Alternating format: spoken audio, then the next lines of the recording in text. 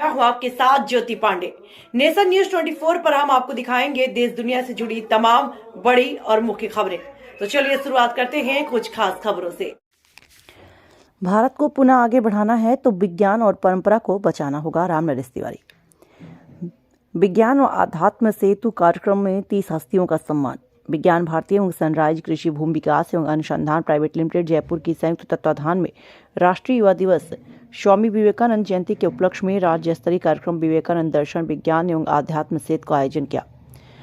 श्री पिंजरा पोल गौशाला में सुरभि सदन में आयोजित कार्यक्रम में भारतीय जनता पार्टी किसान मोर्चा के राष्ट्रीय मंत्री PGCIL भारत सरकार के स्वतंत्र डायरेक्टर राम नरेश तिवारी, RSS के क्षेत्रीय बौद्धिक प्रमुख डॉक्टर श्रीकांत, विज्ञान भारती राजस्थान इकाई के सचिव डॉक्टर मेघेंद्र शर्मा, भारतीय जैविक किसान उत्पादक संघ के राष्ट्रीय अध्यक्ष डॉक्टर अतुल गुप्ता के आतिथ्य में आयोजन हुआ।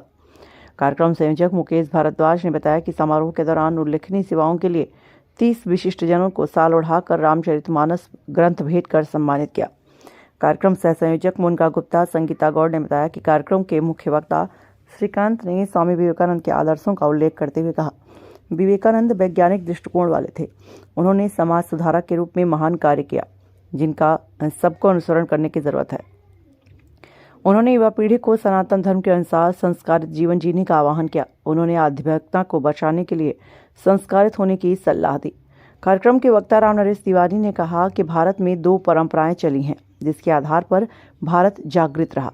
एक तो ऋषि और दूसरी कृषि परंपरा। इनमें ऋषि परंपरा से सारे विषय निकले हैं और समाज में जीने की कला व ज्ञान दिया। कृषि परंपरा के तहत ही गाय माता आती हैं। 33 करोड़ देवी देवताओं की जननी गाय माता है, इसलिए भारत इन 2 परंपराओं के आधार पर जागृत है। वहीं डॉक्टर अतुल गुप्ता ने सनातन धर्म में गौमाता के महत्व पर प्रकाश डाला। उन्होंने कहा, गौमाता के पंचगव्य का हमारे जीवन में बहुत ही अधिक महत्व है। इस मौके पर महामंडलेश्वर सीताराम त्रिपाठी, शिवनंदन जी महाराज, संत प्रकाश जी महाराज, आचार्य अनुपम जौली, अमरनाथ महाराज आदि लोग मौजूद रहे। आज युवा राष्ट्रीय दिवस के रूप में राष्ट्रीय स्तर पर आयोजन किया गया है। इसके बारे में आप कुछ कहना चाहेंगे? हाँ, मैं डॉक्टर पंडित सीताराम त्रिपाठी, हिमालय का महायोगी, मैं भिलवाड़ा से आया हूँ। और हमारे जो युवा सन्यासी विवेकानंद जी ने हिमालय की 4 यात्रा करके जो ज्ञान को विज्ञान में बदला और अमेरिका में जाकर के ज्ञान जो प्राप्त किया, आध्यात्मिक शक्ति प्राप्त करके अमेरिका में विज्ञान का नाम दिया और पूरे वर्ल्ड को बता दिया कि हमारा भारत एक ऐसा ज्ञान जो कि हमारा एक ऐसी शक्ति हमारे पास जो आध्यात्मिक है, जो पूरा विज्ञान जो आज पूरा विश्व मान रहा है।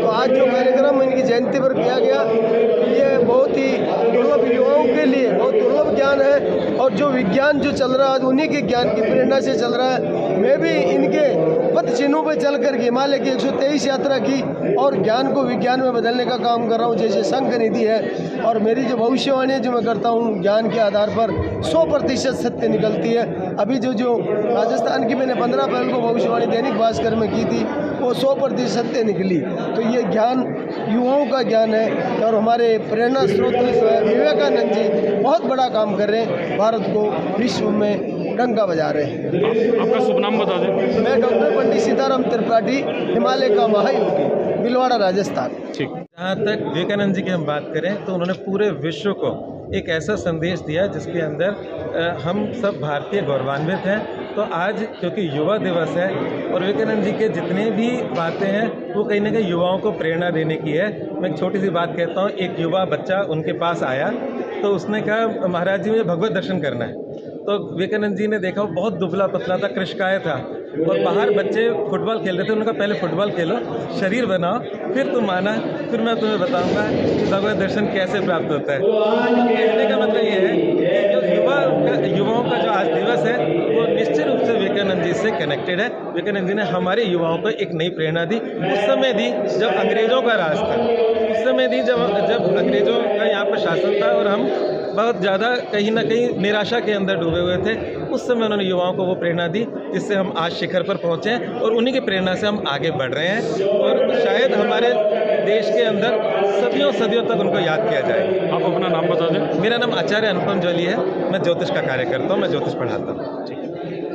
आदर्श थे जिन्होंने पूरे विश्व के अंदर सनातन धर्म, अध्यात्म एवं विज्ञान का इस प्रकार से प्रचार प्रसार किया था कि अन्य देशों ने भी यह माना था कि क्या ताकत आज सनातन और अध्यात्म है।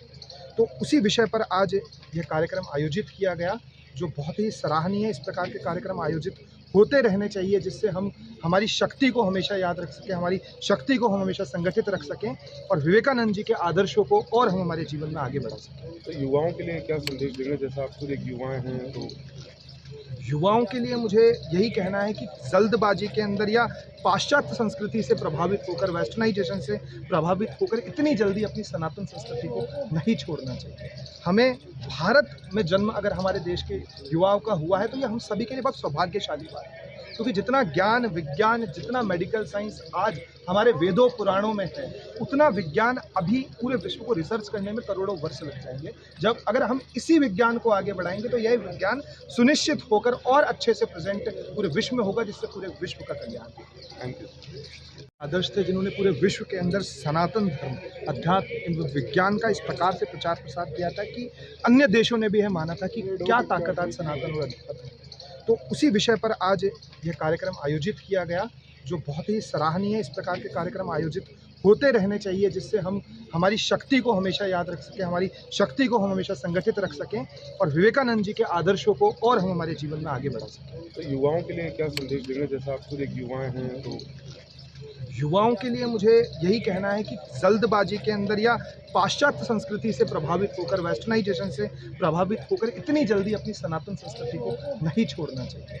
हमें भारत में जन्म अगर हमारे देश के युवाओं का हुआ है तो ये हम सभी के लिए बहुत सौभाग्यशाली बात है, क्योंकि जितना ज्ञान विज्ञान, जितना मेडिकल साइंस आज हमारे वेदों पुराणों में है, उतना विज्ञान अभी पूरे विश्व को रिसर्च करने में करोड़ों वर्ष लग जाएंगे। जब अगर हम इसी विज्ञान को आगे बढ़ाएंगे तो यह विज्ञान सुनिश्चित होकर और अच्छे से प्रेजेंट पूरे विश्व में होगा, जिससे पूरे विश्व का कल्याण होगा। Thank you.